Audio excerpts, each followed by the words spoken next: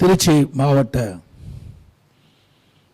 சேர்ந்த பல்வேறு அமைப்பைச் சேர்ந்த தலைவர்கள், நிர்வாகிகள் ஆலோசனை கூட்ட நிகழ்ச்சியில் கலந்து கொண்டு சிறப்பித்துக் கொண்டிருக்கின்ற முன்னாள் அமைச்சர் பெருமக்கள், அருமைச் சகோதரர் திரு பி. தங்கமணி அவர்களே, திரு டாக்டர் விஜயபாஸ்கர் அவர்களே, அண்ணன் செம்மலை அவர்களே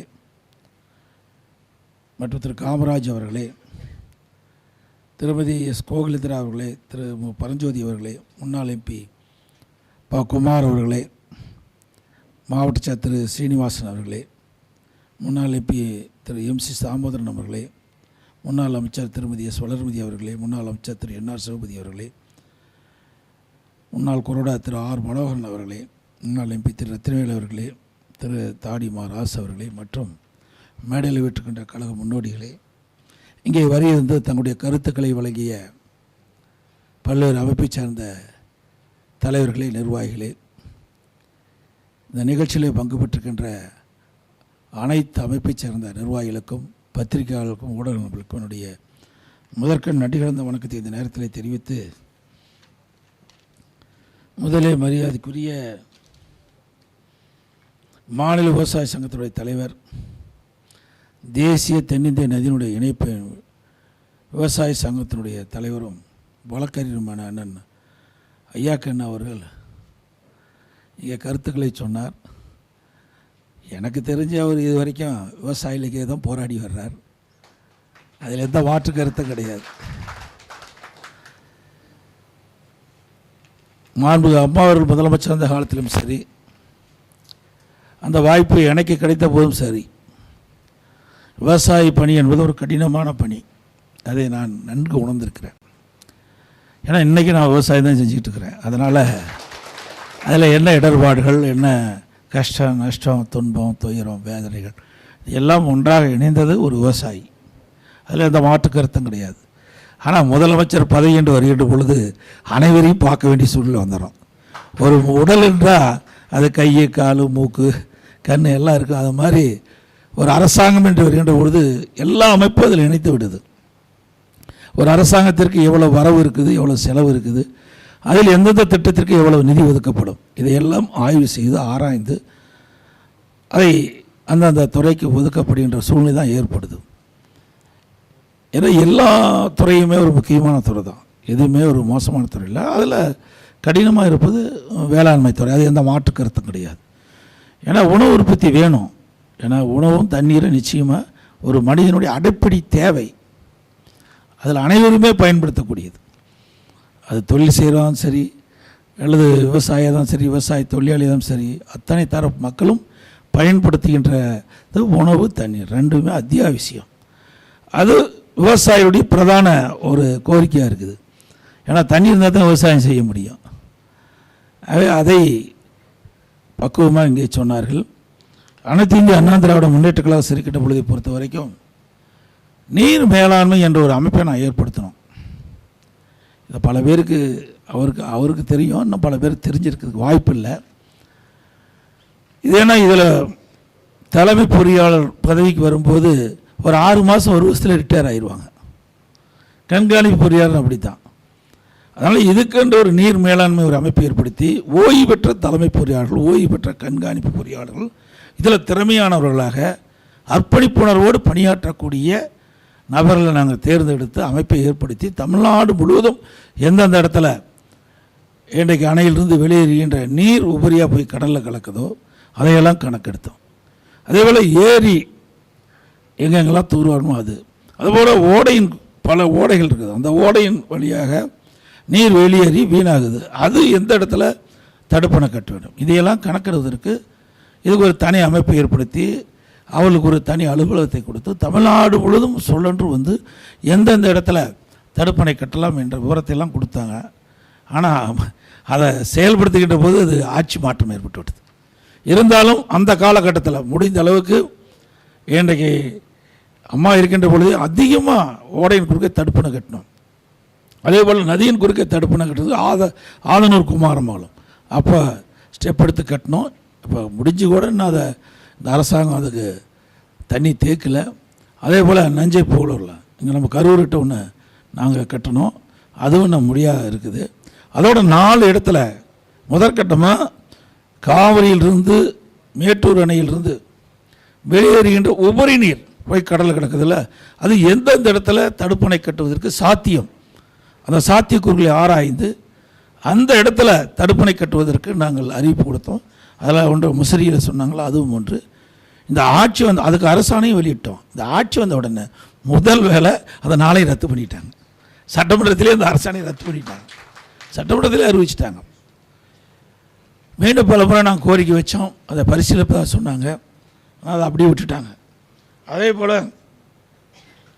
இந்த ஏரி குளம் குட்டை அணை மேட்டூர் அணை முதல்ல கூட, மேட்டூர் அணையெல்லாம் 82-83 வருஷம் ஆச்சு. நான் தூர் வாரும்போது நானே நேரடியாக போய் இங்கே இருக்கிற அமைச்சர்லாம் அழைச்சிட்டு போய் நாங்கள் தூர் வாரினோம். ஒரு நாளைக்கு 5000 லாரிகள் அதிலிருந்து வண்டல் மண்ணை தங்களுடைய நிலத்துக்கு எடுத்துகிட்டு போய் இயற்கை உரமாக பயன்படுத்தினாங்க. எந்த வித கட்டணம் கிடையாது. விவசாயிகள் அங்கே இருக்கின்ற ஒரு கிராம நிர்வாக அலுவலர்கிட்ட சான்று, அங்கே இருக்கின்ற நம்முடைய வேளாண்மைத்துறை அதிகாரிட்ட வாங்கினா போதும். ஒரு ஏக்கருக்கு இவ்வளோ நிர்ணயிக்கப்பட்டு அவள் தாராளமாக அள்ளி கொண்டு போய் அவருடைய நிலத்துக்கு இயற்கை உரமாக பயன்படுத்தினாங்க. அதோட ஏரி குளம் குட்டையெல்லாம் தூர்வாரப்பட்டது. பொதுப்பணித்துறையின் கீழே 14,000 ஏரியில் முதற்கட்டமாக 6,000 ஏரிகள் நாங்கள் தூர்வாரினோம். அதே போல் ஊராட்சி ஒன்றியத்தின் மூலமாக 26,000 ஏரி குளம் குட்டைகளாக இருந்தது. அதையெல்லாம் தூர்வாரத்துக்கு நடவடிக்கை எடுத்தோம். அதனால் பருவ காலத்தில் பெய்கின்ற நீரெல்லாம் முழுமையாக தேக்கி வச்சு நிலத்தடி நீர் உயர்ந்து இன்றைக்கி விவசாயிக்கு தேவை நீர் கோடை காலத்தில் கிடைப்பது, குடிநீருக்கு தேவையான நீர்லாம் கிடைக்கும். கால்நடைக்கு தேவையான நீர்லாம் அதிமுக ஆட்சியில் கொடுத்தோம். அதுபோல் இங்கே விலை பற்றி சொன்னாங்க. இது இந்திய அளவில் இருப்பது, நம்ம ஒரு மாநிலம் மட்டுமல்ல. ஒரு விலை நிர்ணயம் செய்வது என்றது இப்போ தானியங்களுக்கோ அல்லது கரும்புக்கோ நெல்லுக்கோ அது மாநில அரசு இருந்தாலும் மத்திய அரசு மாநில அரசு அது குறிப்பிட்ட மானியம் கொடுக்கும். அதையெல்லாம் விவசாய பெருமக்களோடு கலந்து ஆலோசித்து அனைத்து இந்திய அண்ணா திராவிட முன்னேற்ற கழக அரசு வெளியிட்ட பொழுது அவர் கட்டுப்படியான விலை கொடுப்பதற்குண்டான முயற்சியை நாங்கள் மேற்கொள்வோம். அதே போல் இந்த உரம் எல்லாம் சொன்னாங்க. அதிமுக ஆட்சியில் நிச்சயமாக அதில் எந்த தட்டுப்பாடும் இல்லாமல் நாங்கள் கொடுப்போம். அது மட்டும் இல்லை, உங்களுக்கு தெரியும் நினைக்கிறேன், அமெரிக்கன் படைப்புள் விழுந்தது. விவசாயிகளே கோரிக்கை வைக்கல. என்னுடைய கவனத்துக்கு வந்தவுடனே பயிரிட்ட விவசாயிகள்லாம் பெரும் நஷ்டத்துக்கு உள்ளாயிட்டானாங்க. 186 கோடி அந்த பாதிக்கப்பட்ட விவசாயிகளுக்கு நிவாரணமாக கொடுத்தோம். அடுத்த ஆண்டு அதே போல் பல இடத்துல அமெரிக்கன் படைப்புழு இந்த மக்காச்சோளத்துக்கு விழுந்தது. கவனத்தை கொண்டு வந்தேன்.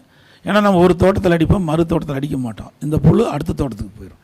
அதனால் அரசு நம்முடைய வேளாண்மைத்துறை அதிகாரிகள் செயலாளரோட ஆலோசனை எடுத்து அவருடைய ஆலோசனை பெற்று தமிழ்நாடு முழுவதும் அரசாங்கமே எங்கெங்கெல்லாம் இந்த மக்காச்சோள பயிரில் அமெரிக்கன் படைப்புழு விழுந்ததோ அதையெல்லாம் கணக்கிட்டு 48 கோடி ரூபாய் இந்த பூச்சிக்கொல்லி மருந்து அடித்து அந்த பயிரை காப்பாற்றி நல்ல விளைச்சலை கொடுத்தது. இன்றைக்கு கூட இன்றைக்கி மக்காச்சோளத்துக்கு நல்ல விலை கிடைக்கிது. இன்றைக்கி எத்தனால் அதிலேருந்து உற்பத்தி பண்ணி இன்றைக்கி பெட்ரோலில் கொடுக்குறாங்க. இன்றைக்கி 12 ரூபா 13 ரூபாய் கிலோ விற்றது, இப்போ 25 ரூபாய்க்கு கிலோ விற்கிது. அதே போல் ரெட்டிப்பு வருமானம்னு சொன்னாங்க. ரெட்டிப்பு வருமானம் கிடைப்பதற்கு நான் வெளிநாடு அமெரிக்கா சென்ற பொழுது பஃபாலோ பால் பண்ணைக்கு போனேன். நம்ம விவசாயம்னா எல்லாமே கால்நடை வளர்த்திட்டு இருக்கிறோம். நம்ம பசுமாடு வளர்த்துறோம், எருமை வளர்த்துறோம், எல்லாமே பால் கறக்குது. இன்றைக்கி டைரி கொடுத்துட்ருக்குறோம். ஆக இதற்கு ஒரு மாற்றம் தேவை என்பதற்காக நான் நேரடியாக போய் இந்த பஃபாலோ பால் பண்ணைக்கு போய் அங்கே இருக்கிற அதிகாரிகளோடு அங்கே இருக்கிற பால் பண்ணையெல்லாம் ஆய்வு செய்கின்ற பொழுது ஒரு பஸ்ஸு 65 லிட்டர் ஒரு நாளைக்கு கொடுக்குது. நேரடியாகவே நான் பார்த்தேன். அப்போ நம்முடைய மாநிலத்திலையும் இப்படி இப்போ கலப்பின பசுக்களை உருவாக்கி விவசாயிகளுக்கு கொடுக்க வேண்டும் என்ற எண்ணத்தின் அடிப்படையில் மிகப்பெரிய கால்நடை பூங்கா தலைவாசலில் 1020 கோடி நினைக்கிறேன் 1050 ஏக்கரில் நான் கட்டி அது துவக்கிற நேரத்தில் ஆட்சி மாற்றம் ஏற்பட்டு போச்சு. முதற்கட்டமாக கால்நடை மருத்துவ கல்லூரி ஆராய்ச்சி நிலையத்தை மட்டும் அது திறந்தேன். பிறகு அது இருக்க பெரிய கட்டடம், அந்த விவசாயிகளுக்கு பயிற்சி கொடுக்குற அளவுக்குலாம் அதில் ஒரு கட்டடத்தை கொண்டாந்தோம். இந்த அரசாங்கம் வந்து ஒரு 90% முடிஞ்சிடும், 10% முடியாது இருந்தது. 4 ஆண்டுகளமாக அந்த 10% எழுதிட்டு போய் போன ஆண்டு கடுமையாக நான் சட்டமன்றத்தில் பேசினால திறந்துட்டு அப்படியே கிடப்பில் போட்டாங்க. அந்த ஆராய்ச்சி நிலையத்தில் வருகின்ற பொழுது நம்முடைய மாநிலத்திற்கு சீதோச நிலைக்கு தக்கவாறு கலப்பின பசுக்களை உருவாக்கி விவசாயிகளுக்கு விவசாய தொழிலாளிக்கு இலவசமாக கொடுப்பது. ஒரு கறவை பசு 40 லிட்டர் கொடுக்கும். இப்போ நம்ம வளர்த்துற கலப்பின பசு ஒரு நாளைக்கு 15-20 லிட்டர் தான் கிடைக்கும். ரொம்ப அதிகமாக 5 லிட்டர் தான் கிடைக்கும். அதுக்கு மேலே கிடைக்குது எனக்கு தெரியல. ஆனால் இந்த ஆராய்ச்சி நிலையத்தின் மூலமாக உருவாக்கப்பட்ட கலப்பின பசு விவசாயிகள் கொடுக்கும்போது 40 லிட்டர் கொடுக்கும். நம்ம 3 பசு வளர்த்துக்கு ஒரு பசு மாடு வளர்த்துனா போதும். அப்படியே ஆடு அப்படி தான். ஆடு இப்போ நம்ம வளர்த்துற ஆடு 20 கிலோ கிடைக்குன்னா ஆராய்ச்சி நிலையத்தில் உருவாக்கப்பட்ட நம்முடைய விவசாயிகளுக்கு கொடுப்பது 40 கிலோ ஆடு கிடைக்கும். அப்போ ரெட்டிப்பு வருமானம் கிடைக்கும். ஏன்னா கிராம பொருளாதாரம் முக்கியம். இன்றைக்கி விவசாயி தொழிலாளிகள் ரெண்டுமே இது முக்கியமானது. ஆக கிராமத்தில் இருக்கின்ற மக்கள் கிட்டத்தட்ட 65% விவசாயிகள், அதை சார்ந்த தொழில் அவருடைய ஏற்ற பிறகு தான் இந்த திட்டத்தையெல்லாம் நாங்கள் கொண்டாந்தோம். இருந்தாலும் மீண்டும் அதிமுக ஆட்சி அடைகின்ற பொழுது இந்த கால்நடை பூங்கா பிரமாதமாக துவக்கப்படும். அது மட்டும் இல்லை, இந்த கால்நடை பூங்காவில் பல அம்சங்கள் அடங்கியிருக்குது. அங்கே விவசாயிகள் தங்குவதற்கு 100 பேர் தங்குவதற்கு அறைகள்லாம் பண்ணோம். இப்போ பண்ணாங்களே இல்லையா, விட்டுட்டாங்களே நம்ம தெரியல. நான் இருக்கும்போது ஆடிட்டோரியம், அந்த விவசாயிகளை ஒவ்வொரு மாவட்டமும் விவசாயி அழைப்பதற்கு பேர் வந்து அழைச்சிட்டு போய் 2 நாளைக்கு தங்க வைக்கிறது. அதில் அந்த பசு எப்படி வளர்த்துறது, ஆடு எப்படி வளர்த்துறது, கோழி எப்படி வளர்த்துறது, பன்றி மீன் எப்படி வளர்ப்பது, அதுக்கு என்னென்ன நோய் தாக்குது, அதை எப்படி கட்டுப்படுத்துவது, அந்த நோயுடைய அறிகுறி காலத்துக்கு எப்படி தெரியும், இதையெல்லாம் படமாக தொகுத்து ஆடிட்டோரியத்தில் நம்முடைய விவசாயிகளுக்கு காண்பித்து அவளுக்கு 3 வேளையும் 2 நாளையும் நாங்களே சாப்பாடு இது எல்லாமே கொடுத்து இது இப்படி ஒரு அற்புதமான திட்டத்தையெல்லாம் உருவாக்கி வச்சுருந்தோம். அதே போல் விவசாயிகள் வைக்கின்ற அந்த கால்நடைகள், இன்றைக்கி ஆடு வளர்த்துறோன்னா அப்படியே விட்டால் கம்ப்ளீட்டாக அந்த பேர் வரமாட்டேங்க, அது மாதிரி இன்றைக்கி 100 கோடி ரூபாயில் அந்த இறைச்சிகள் கொடுப்பதற்கு அப்படி தனியாக வந்துடும் எல்லாமே. அதை அதையும் பண்ணோம். அதெல்லாம் நிறுத்திட்டாங்க இந்த அரசாங்கம். எதற்காக சொல்கிறேன்னா, ஒரு அரசு விவசாயிகளுக்கு எந்தெந்த விதத்தில் உதவி செய்ய முடியுமோ அதையெல்லாம் உதவி செய்வதற்கு நவீன ஒரு காலமாக இப்போ விஞ்ஞான உலகமாக வந்துட்டுது.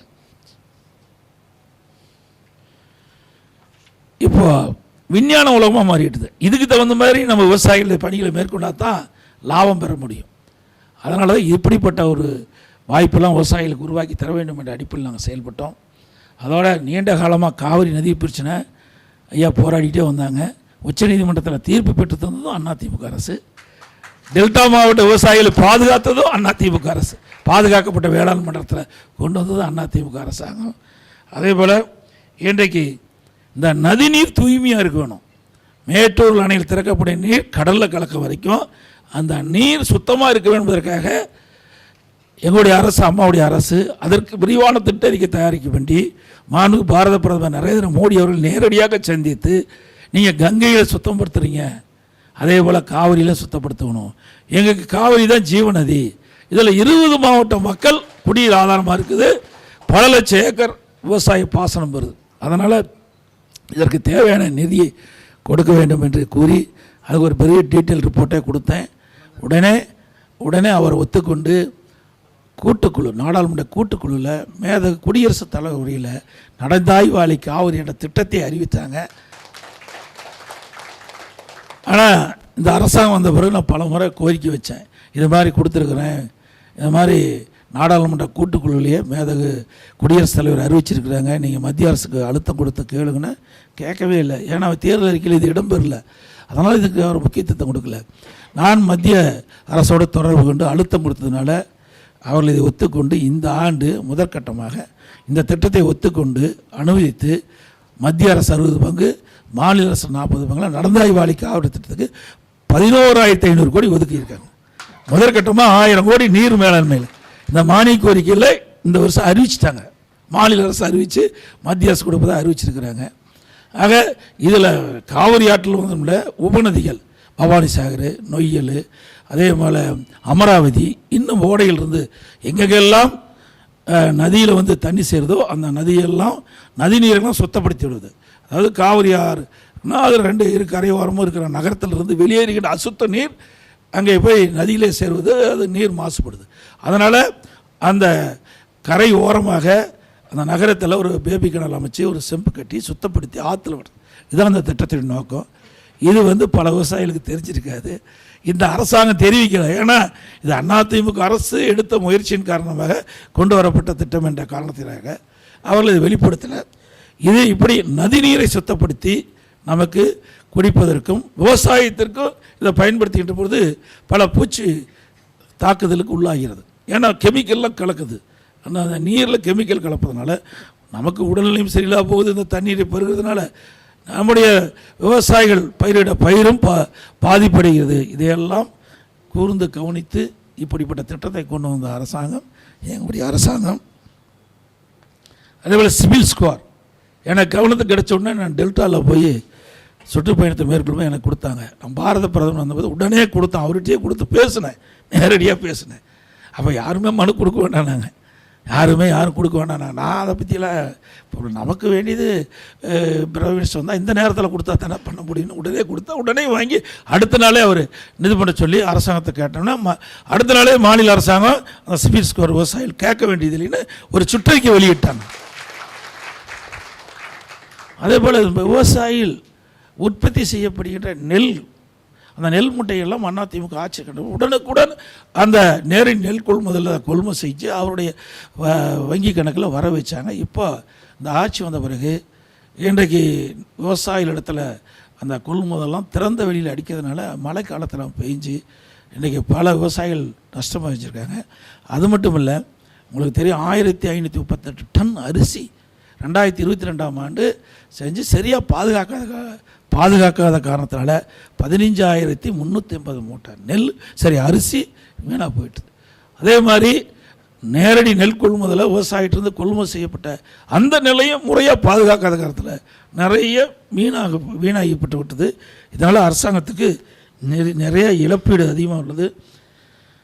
அதே போல் சிறு குறு நடுத்தர சொன்னாங்க.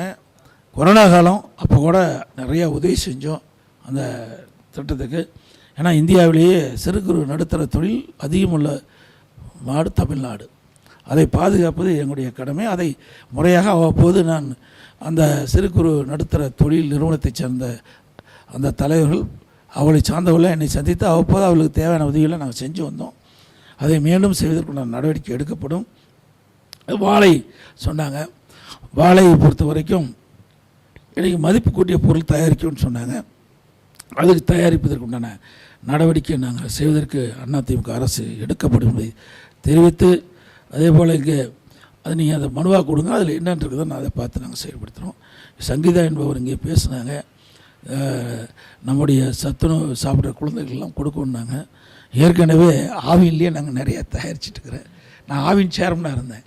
நான் வந்து 1992லேருந்து 96 வரைக்கும் இருந்தேன். அப்பொழுது தான் முதலாக எங்களுடைய சேலம் டைரி தான் அகில இந்திய அளவில் நாங்கள் தேசிய விருதில் பெற்றோம்.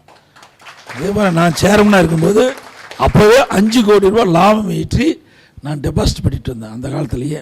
அதனால் அந்த ஆவினை பற்றி எனக்கு நல்லா 3 ஆண்டு காலம் அதில் நல்லா இருந்து விவசாயிகளுக்கு தேவையான அளவுக்கு அதில் உதவி செஞ்சோம். உங்களுடைய கோரிக்கையில் நாங்கள் பார்க்குறோம், எங்களால் முடிஞ்சதை செஞ்சு கொடுக்குறோம். அதே போல் அந்த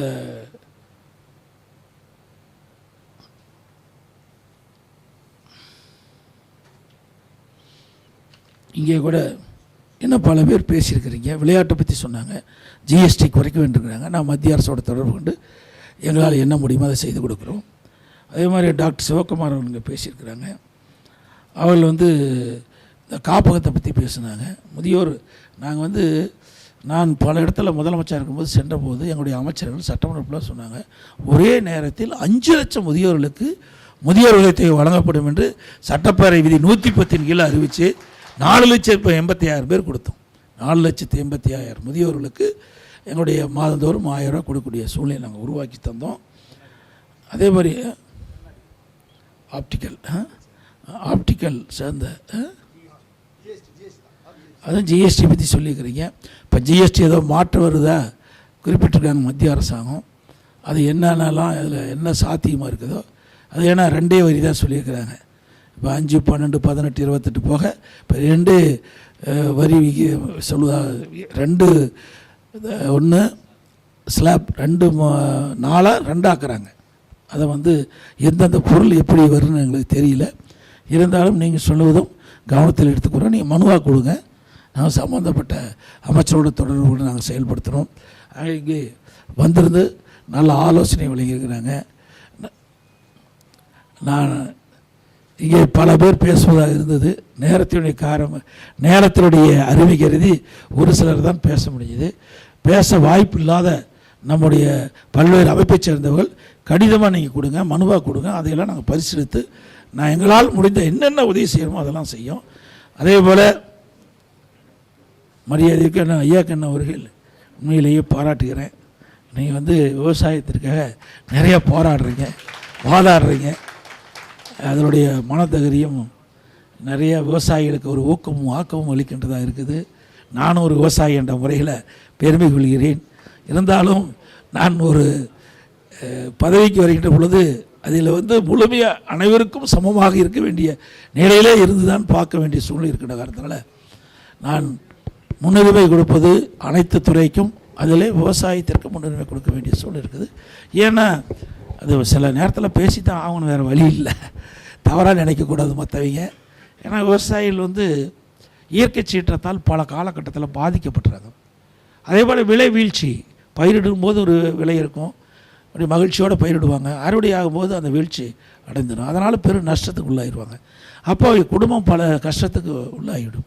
ஆகவே இதையெல்லாம் நான் அனுபவ நீதியாக இருந்த காரணத்தினால இந்த தொழிலே நானும் தொடர்ந்து இருந்து கொண்டிருக்கின்ற காரணத்தினாலே அதில் பல இடர்பாடுகள் இருக்கின்ற காரணத்தினால தான் அதுக்கு நாங்கள் ஒரு முன்னுரிமை கொடுத்தோம். அதே மாதிரி தொழில் செய்கிறவர்களுக்கும் பல்வேறு பிரச்சனை இருக்குது, அது இல்லை என்று நான் மறுக்கவில்லை. நான் ஏற்கனவே முதலமைச்சர் இருந்த காலகட்டத்தில் இந்த தொழில் நிறுவனங்களுக்கு மாதத்துக்கு ஒரு முறை என்னுடைய தலைமையில் கூடும் சிங்கிள் விண்டோ சிஸ்டம் கொண்டாந்தோம். அந்த சிங்கிள் விண்டோ சிஸ்டத்தில் ஒரு தொழில் செய்கிறவர்களுக்கு புதிதாக ஒரு தொழில் வந்தாலோ ஏற்கனவே தொழில் புரிகிறவர்களுக்கு என்ன பிரச்சனை, அதுக்குன்னு ஒரு ஐஏஎஸ் அந்தஸ்துள்ள ஒரு அதிகாரியை நியமித்து அவர்களிடத்தில் அந்த பணியை ஒப்படைச்சோம். அவர்களிடத்தில் முறையிட்டால் அவர்கள் அங்களுடைய மாதந்தோறும் முதலமைச்சர் தலைமையில் சம்பந்தப்பட்ட அதிகாரிகள், அதில் தொழில் சம்பந்தப்பட்ட அதிகாரிகள்லாம் அங்கே அமர வச்சு, அது இந்த துறை சேர்ந்த அமைச்சர்களும் அங்கே வச்சு உடனுக்குடன் அங்கே கேட்டறிந்து அதை நிவர்த்தி செஞ்சுக்கிட்டு இருந்தோம். அதனால தான் அதிமுக ஆட்சியில் அதிகமாக தொழில் முதலீட்டு ஈர்க்கப்பட்டது. ஆகவே தொழிலும் முக்கியம், விவசாயம் முக்கியம். ஒரு மனிதனுக்கு ரெண்டு கண்ணை போல் இரண்டும் முக்கியமானது. தொழில் விவசாயம் ரெண்டும் சிறந்தால் தான் ஒரு மாநிலம் வளர்ச்சி பெறும், ஒரு நாடு வளர்ச்சி பெறும். ஆகவே இரண்டு தொழிலும் அதிமுக ஆட்சியிலே வளர்வதற்குண்டான நடவடிக்கை எடுத்தோம். இனி வருகின்ற காலத்திலும் இந்த தொழில்கள் சிறப்பதற்குண்டான முயற்சி எடுப்போம். நீங்கள் ஆக்கப்பூர்வமான கருத்துக்களை இங்கே தெரிவித்திருக்கிறீர்கள், அதையெல்லாம் எங்களுடைய அரசு வந்த பிறகு நிறைவேற்றி தருவதற்குண்டான முயற்சி எடுக்கும் என்று சொல்லி வரியிருந்து தங்களுடைய கருத்துக்களை வழங்கிய அனைவருக்கும் நன்றி தெரிவித்து விடுகின்றேன். நன்றி, வணக்கம்.